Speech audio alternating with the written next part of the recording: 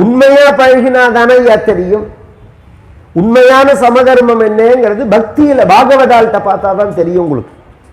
பாக்கி எங்க நீங்க பார்த்தாலும் ஃப்ராடு எல்லாம், பாக்கி எல்லாம் ஃப்ராடு. எவன் பேசினாலும் ஃப்ராடு. உண்மையான சமதர்மம் என்னன்னா கோவில்லையும் பாகவதால்ட்டையும் பாகவத தர்மத்துல பார்க்கணும்.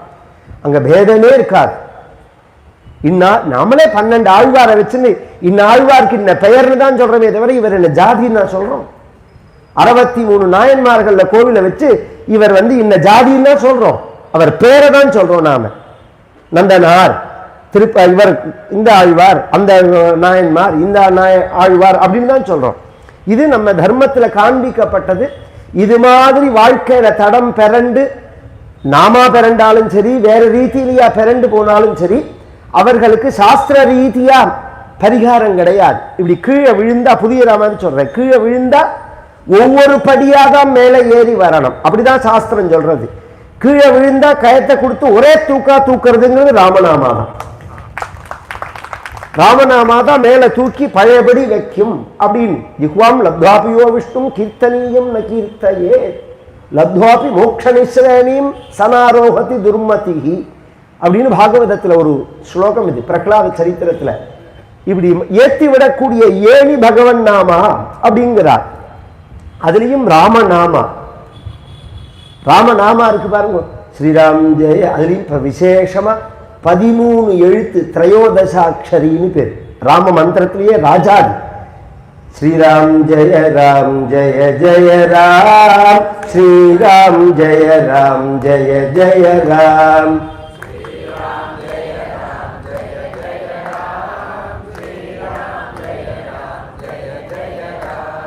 श्रीराम जय राम जय जय राम, श्रीराम जय राम जय जय राम, श्रीराम जय राम जय जय राम, श्रीराम जय राम जय जय राम, श्रीराम जय राम जय जय राम, श्रीराम जय राम जय जय राम. இது மாதிரி சொல்லிட்டே இருக்கணும். இது ஒரு ரிதம் மாதிரி ஓடிண்டே இருக்கணும் மனசுல. டக் டக் டக் டக் டக்னு இந்த கடிகாரம் அடிக்கிறது பத்தில இதை கொஞ்சம் ஒரு 10 நாள் பழகினா தூக்கத்திலேயே உங்களுக்கு ஓடிண்டே இருக்கும். அது ஒரு 4 சினிமா பாட்டை 4 தடவை கேட்டாலே நம்மளை அறியாம பாடின்னு வரும், பைத்தியக்காரத்தனம் மாதிரி. ஒரு பகவன் நாமாவை சொன்னா வாயில வராத, பழகிக்கணும் நாம. இது நம்மளை அறியாம சொல்லிண்டே இருந்தா நம்ம உடம்பு நம்ம சொன்னத்தை கேட்காம நன்னினைவு நாம் இல்லாத சமயத்திலையும் மரண சமயத்துல நம்ம வாக்குல வருவது. அதுக்குதான் மகான்கள்லாம் இதை சொல்றது. பகவன் நாமாவுக்கு அத்தனை மகிமை. அதுலயும் பிரத்யேகமா ராமநாமா இருக்கு பாருங்க. பதித பாவனனான அவதாரம், அதை நிரூபிக்கக்கூடிய சரித்திரம் இன்றைய தினம்.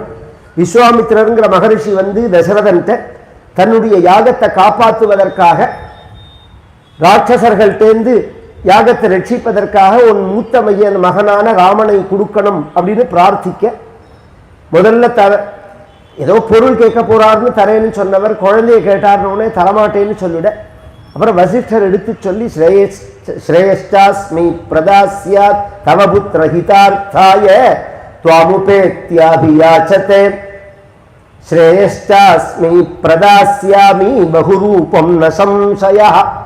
விஸ்வாமித்திரர் கேட்கிறாரே தசரதா, அவரை பத்தி எனக்கு தெரியும். அவர் யாகத்தை காப்பாற்றிக்க முடியாம உன் பிள்ளைய கேட்கல. அவர் யாகத்தை காப்பாற்றிக்கணும்னா பெருசா ஒருத்தர் வர வேண்டாம். ஒட்ட குச்சி நீளம் இருக்கக்கூடிய புரத சமித்த மந்திரம் ஜபிச்சு இப்படி நட்டா போறோம். வர ராட்சசாலுக்கு அது பதில் சொல்லும். ஏற்கனவே இதெல்லாம் பார்த்துருக்கா. அதனால உன்னை உன் பிள்ளைய கூப்பிட்டு தான் அதை ரட்சிச்சுக்கணும் அப்படிங்கிற கேட்ப. சாதாரண முனிவர் இல்லை, அவர் ரிஷி இல்லை, பிரம்மனிஷ்டர், பிரம்ம ரிஷி அவர். அப்படி இருக்கிறத உன் பிள்ளை அவர் கேட்கிறார் அப்படின்னு சொன்னா அதுக்கு காரணம் என்ன தெரியுமா? தவபுத்திர ஹிதார்த்தாய, உன்னோட புத்திரனுடைய ஹிதத்தை உத்தேசிச்சு. என்ன ஹிதம்? நான் ஸ்ரேஷ்டாஸ்மி பிரதாசியாமி, பலே அதிபலே முதலிய மகாமந்திரங்கள், அநேக தபஸ் அஸ்திர சஸ்திரங்கள், எல்லாத்துக்கும் மேல சீதா கல்யாணம், எல்லாத்துக்கும் மேல சீதா கல்யாணத்தை பண்ணி வைக்க போறார்.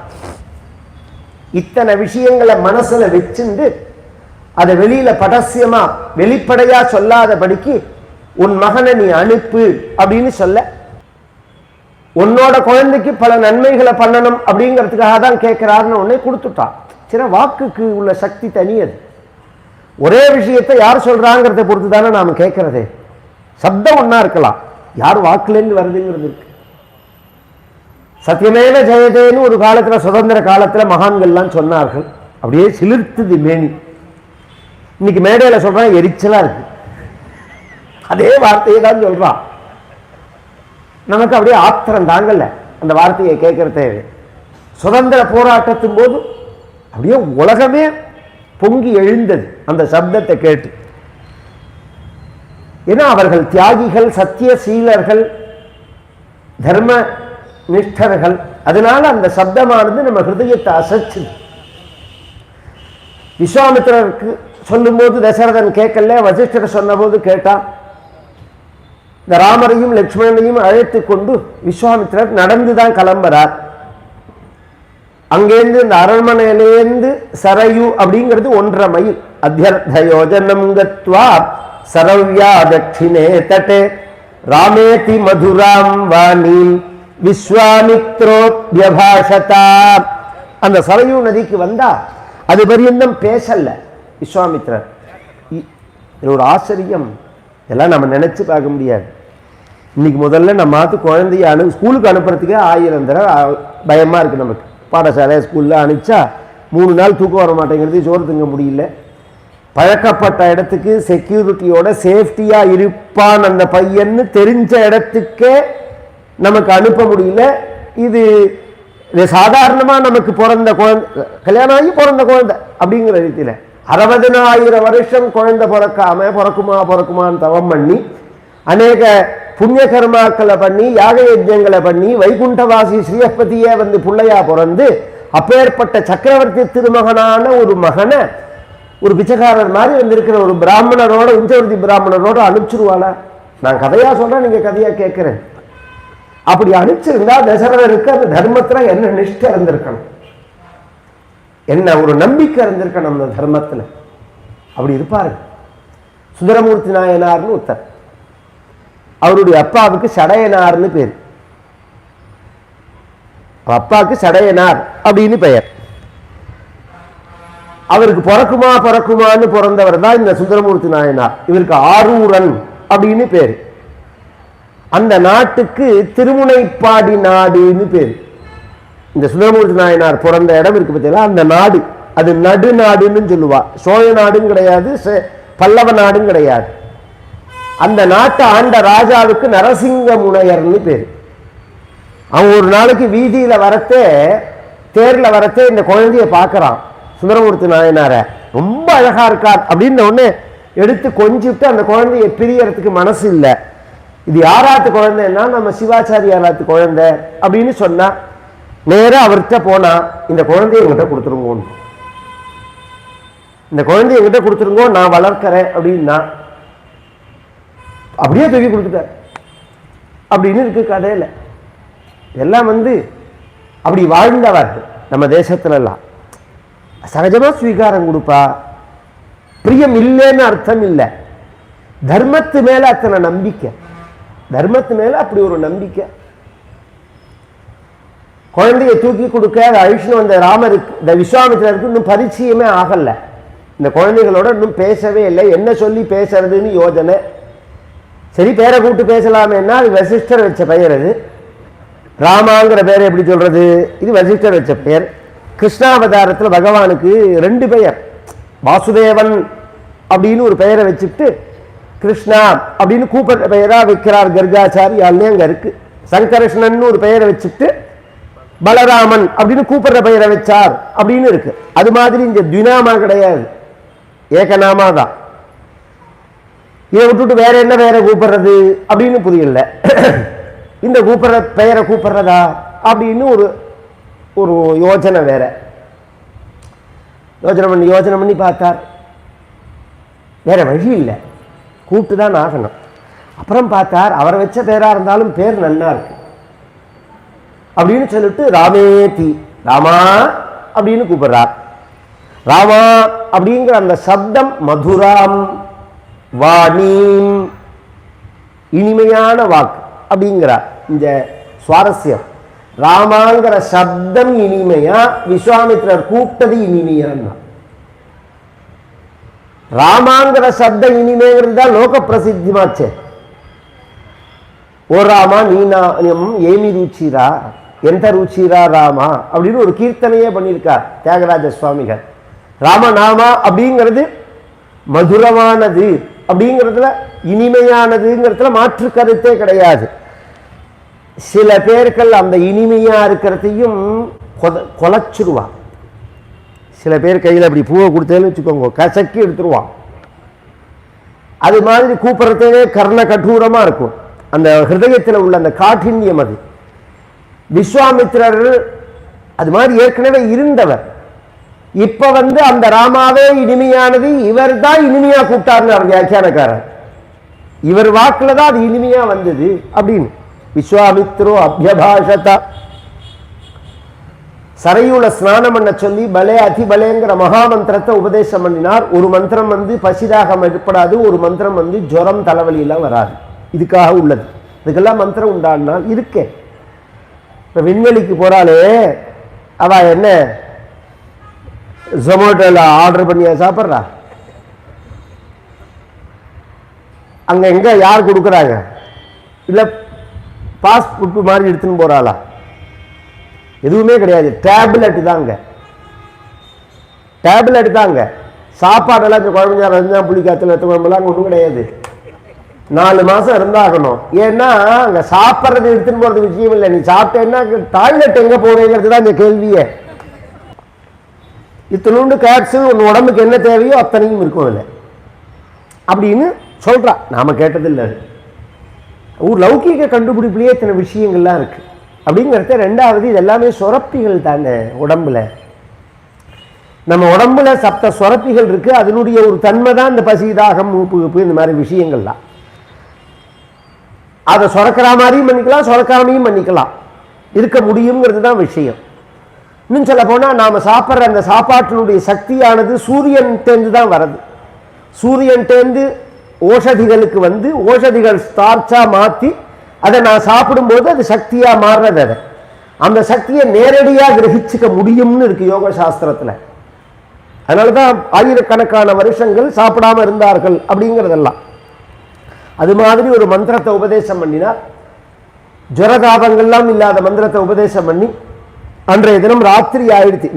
இந்த பஞ்சாயத்தெல்லாம் முடிச்சுன்னு போறதுனால ஒரு இடத்துல ஒரு பெரிய மரம் மாதிரி இருக்கு. அதுக்கு பக்கத்தில் இருக்கக்கூடிய புல்லெல்லாம் புடுங்கினார் விஸ்வாமித்ரர். இவருக்கு என்ன தெரியும்? ராமருக்கு கிளம்புறத்தேவே தசரதன் சொல்லிட்டான். விஸ்வாமித்திரர் என்ன சொல்றாரோ அதுபடி நீங்க நடந்துக்கோங்க அப்படின்னு விட்டார். இவரும் ஒரு குரு அப்படிங்கிற மாதிரி காமிச்சுட்டான். இப்ப உபதேசம் வேற பண்ணிவிட்டார். அதனால குருநாதர் ஒரு காரியம் பண்றதே அந்த காலத்துல கை பிடுங்கி அந்த காரியத்தை செய்வான். இப்ப யார் செஞ்சாலும் பார்த்துன்னு பேசாம இருக்கான்.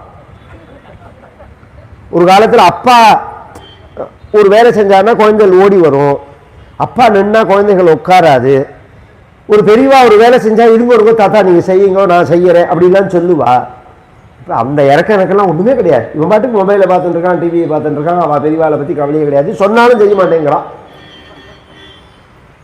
அது மாதிரி தான் அபியாசமே ஆயிருக்கு. அது மாதிரி இல்லை ராமலட்சுமணாளுக்கு குருகுல வாச அபியாசத்தினால அந்த காரியங்களை செய்யறதுங்கிறது ஒரு பழக்கம் உண்டு. விஸ்வாமித்திரர் புல்ல பிடுங்கினார்னு இவர்களுமே புல்ல புடுங்குறார்கள். புல்ல அறுக்கிற மாதிரி ஏதோ பசுமாடு இருக்கு போல இருக்கு, அதுக்கு புடுங்குறாரு இவர்னு அவன் நினைச்சுன்னு இருக்கா.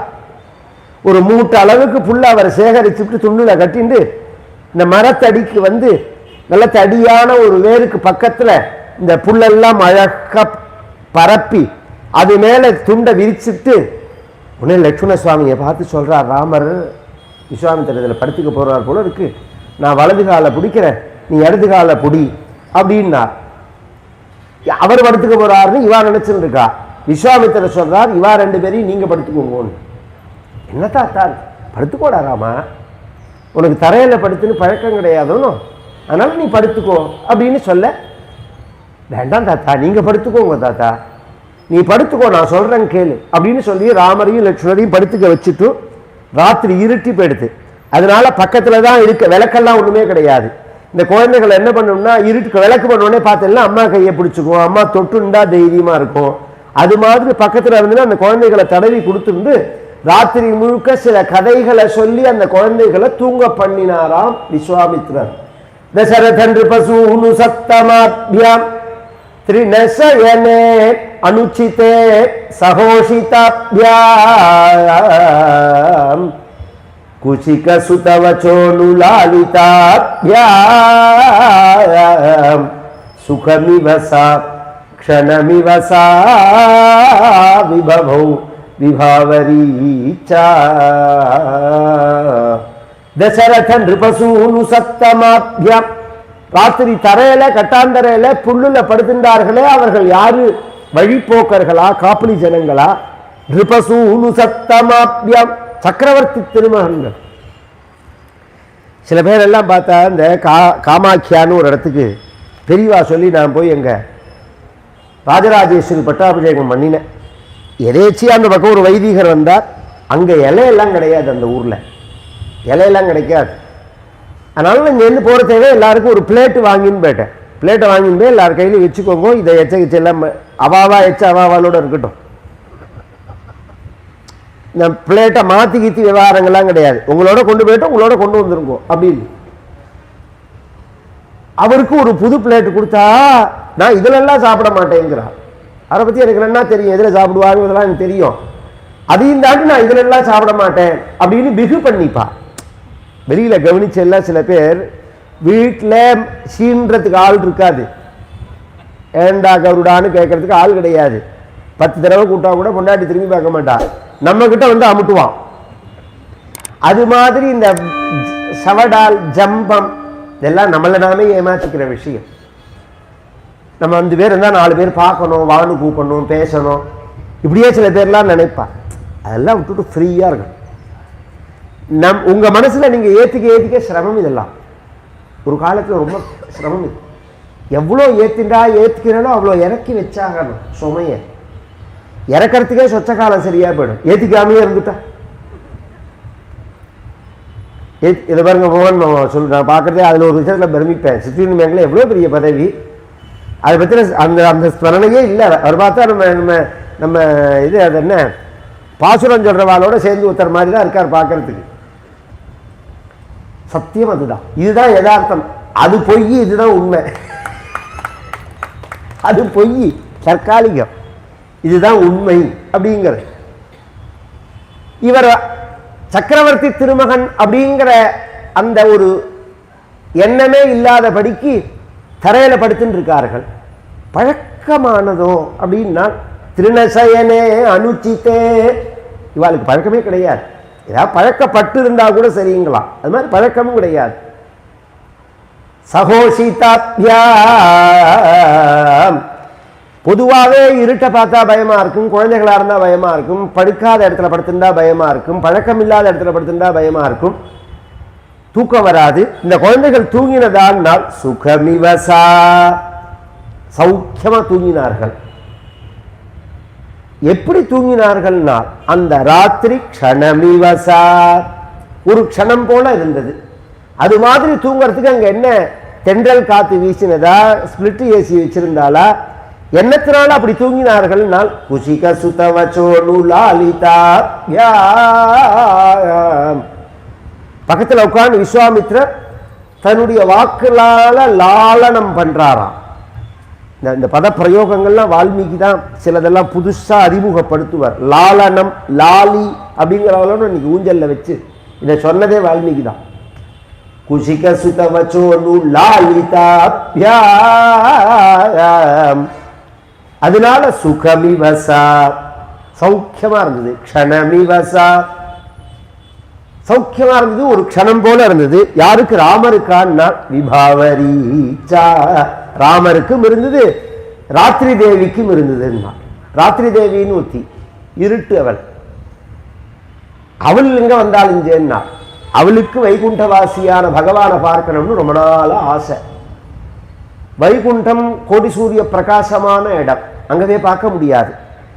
பகவான் சக்கரவர்த்தி திருமகனாக மனிதனாக பிறந்தார்னு ஒண்ணு அவனை பார்க்கலாம்னு பிறந்த அன்னைக்கு அயோத்தியில சாயங்காலம் வேகமா இருட்டின்னு வருது அன்னைக்குன்னு பார்த்து. ஆனா அரண்மனை முழுக்க விளக்க ஏற்றி வச்சுட்டான், வந்து பார்க்க முடியாத படிக்கு. அதனால அவள் பார்க்க முடியல. எப்போதுமே அரண்மனை செக்யூர்டா உள்ள இடம் அது. 6 மணிக்கு இருட்ட போறதுன்னா 5 மணிக்கே லைட்டை போட்டுருவா. அதனால இருட்டு வரவே முடியாது. தனியா இருட்டுல எங்கேயுமே ராமர் அவள் பார்த்ததே கிடையாது. ரொம்ப நாளா ராமனை பார்க்கணும்னு ராத்திரி தேவி ஆசைப்பட்டால் இன்னைக்கு விஸ்வாமித்திரர் அழிச்சுன்னு வந்து நடு காட்டுல அந்த ராமனை போட, அந்த ராமனை இருட்ட தவிர வேற எதுவுமே இருக்காதனால அந்த ராத்திரி தேவி நீனும் நானுமாய் ஏகபோகமாயினார் மணிவாசகர் சொல்லும் போது. அது மாதிரி ராத்திரி முழுக்க அந்த தேவியானவள் அந்த பகவானை அனுபவிச்சால் அவளுக்கும் சுகமிவசா க்ஷணமிவசா விபவௌ விபாவரீச்சா, 2 பேருக்குமே அது சுகமா போச்சு. ஆனா விஸ்வாமித்திரர் தூங்கல. ஏன் தூங்கலன்னா அவர் பிரம்மனிஷ்டரோனும் வந்திருக்கிறது என்ன சாதாரண குழந்தைய, ராஜகுமாரர்களா, ஸ்ரீபதி வைகுண்டவாசி. இந்த பகவானை வைகுண்டத்தில் போய் நம்ம பார்த்துட முடியுமா? சதாபசந்தி சூரையா அப்படின்னு சொல்றது வேதம். ஏதோ நமக்கு ஒரு காரியமாகணுங்கிறதுக்காக ஐஷன் வந்து இப்படி கட்டாந்தரையில் படுக்க வச்சுக்கோமே, எப்பேற்பட்ட பகவானவன் இப்படி படுக்க வச்சுக்கோமேங்கிற வருத்தத்தில் இவர் ராத்திரி முழுக்க தூங்கவே இல்லை. சந்தோஷத்துலேயும் தூங்கல. சந்தோஷங்கிறது என்னங்கிறது அப்புறம் சொல்றேன். வருத்தத்தில் தூங்கவே இல்லை. இது மாதிரி பக்கத்தில் உட்கார்ந்து விஸ்வாமித்திரர் வருத்தப்படுறார், நாம தூங்கினமோ தூங்கலையோ, நமக்கு தூக்கம் வந்ததோ இல்லையோ, இப்படி தரையில படுக்க வச்சுட்டோமேனு விஸ்வாமித்திரர் வருத்தப்படுறாருங்கிறதுக்காகவே ராமர் நன்னா தூங்கினா மாதிரி காமிக்கணுங்கிறதுக்காக கார்த்தால 5:30 மணிக்கெல்லாம் ரெகுலரா கண் முழிச்சுக்கிற பழக்கம் உள்ள ராமர் அன்றைய தினம் 6 மணி ஆகியும் தூங்குற மாதிரி படுத்துட்டே இருந்தார். இப்படி நாம நடந்துக்கிறதேவே அப்படி இருக்க, எல்லாம் சௌக்கியமா இருக்கா, சௌக்கியமா இருக்கு அப்படின்னு சொல்லணும். எங்க தாத்தாவோட பழக்கம் அப்படியே. எங்க ஆத்துல கூட நான் அப்படி இல்லை, அவ்வளவு சௌக்கியமா இருக்கேன் அப்படின்னு சொல்லுவா. ஒரு ஏற்பாடு பண்றது எவ்வளவு சிரமம். ஒரு நிகழ்ச்சியோ ஒரு விஷயமோ ஏற்பாடு பண்றது, ஒருத்தர் ஐஷன் வந்து ஒரு இடத்துல தங்க வச்சு ஒரு காரியங்களை பார்க்கறது. அப்ப எதிராளி கேட்கும் போது நாம குறைகளை சொல்லவே கூடாது. ஒரு சாப்பாடு போட்டா கூட நன்னா இருக்கான்னா ரொம்ப நன்னா இருக்குன்னு சொல்லணும், உப்பு இல்லை உரப்பு இல்லைன்னு சொல்லக்கூடாது. அப்புறம் அவளுக்கு எப்ப தெரியும்னா அவன் சாப்பிட்றதே தெரிஞ்சுக்கிறான். நாம ஏன் சொல்லுவானே அதை ரொம்ப நன்னா இருக்குன்னு சொல்லிட்டு போனா முடிஞ்சு போச்சு. அவ சாப்பிட்றதே அது புரியாது அவளுக்கு. சில பேரை கவனிச்செல்லாம் எப்ப பேசினாலும் குறையே சொல்லுவாளவா, நன்னா இருக்கிறதையும் சொல்ல மாட்டான். அது மாதிரி இவர் பழக்கம் ராமருக்கு கிடையாது. சந்தோஷப்படுத்தி தான் பழக்கம், எதிராளிய திருப்திப்படுத்தி தான் சந்தோஷப்படுத்தி தான் பழக்கம். பரோபகார புண்ணியாயன்னு எப்போதுமே உபகாரமாக தான் சிந்தனையோட தான் இருப்பார். அதனால ராமன் என்ன பண்றார், நன்னா தூங்கினா மாதிரி நடிக்கிறார். தூங்கினாரும் என்னமோ 2 இருக்கலாம். கார்த்தால செவ்வி அந்த முன்னாடி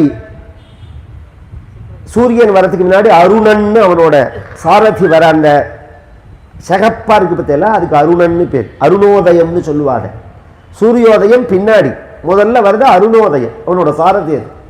அது வந்தும் ராமர் ஏந்திருக்கல அப்படின்னு உடனே அந்த ராமரை எழுப்பதா. கௌசல்யா சுப்ரஜா ராமா, எழுப்பணும். குழந்தை எழுப்பணும்னா என்ன சொல்லி எழுப்பணும், எப்படி எழுப்புவாங்க? சனியனே எழுந்து தொலை, மணி ஆயிடுத்து, இன்னைக்கெல்லாம் எழுப்புறா பத்தியில, அது மாதிரி கிடையாது. நல்ல சப்தம், பொழுது விடியறதேவே என்ன 4 முழுக்க அப்படித்தானே இருக்கு. சொல்லுவோம் பத்ரம் பத்ரம் இது ப்ரூயாத்துன்னு பேசுற பேச்சுற எவ்வளோக்கு எவ்வளோ அமங்கலம் இல்லாம இருக்கும், அவ்வளோக்கு அவ்வளோ வாழ்க்கை அமங்கலம் இல்லாம இருக்கும். சப்தங்கள் சுத்தமா இருக்கணும். அதனாலதான் நல்ல விஷயம் டிவியில கூட நல்ல விஷயங்களை தான் பார்க்கணும், அமங்கலமானதை பார்க்கவே கூடாது. ஏன்னா அந்த சப்தம் நம்மாத்துல தானே ஸ்ப்ரெட் ஆகுது. அந்த சப்தங்கள் ஒரு வேத பாராயணத்தை வைக்கிறமோ இல்லையோ, இதை கொண்டு போய் வச்சு அவ கண்ணாமண்ணான்னு பேசுறதெல்லாம் காது கொடுத்து கேட்டுண்டு அதை அந்த சப்தம் ஸ்ப்ரெட் ஆகுது பத்தியில. அந்த சப்தத்துக்கு ஒரு சக்தி உண்டு. இப்ப நான் கதை சொல்றேன், நீங்க கேட்கறதே ஒரு சந்தோஷமா இருக்கு, புண்ணியம் நினைக்கிற மாதிரி. அமங்கலமான சப்தத்தை கேட்டாலும் அதுக்கு ஒரு சக்தி உண்டோணும். எழுப்பும் போதே குழந்தைகளை ராஜா தங்கப்பா எழுந்துடுறா அப்படின்னு சொல்லிதான் எழுப்பணும். அப்புறம் சாத்தலாம், அது வேற விஷயம்.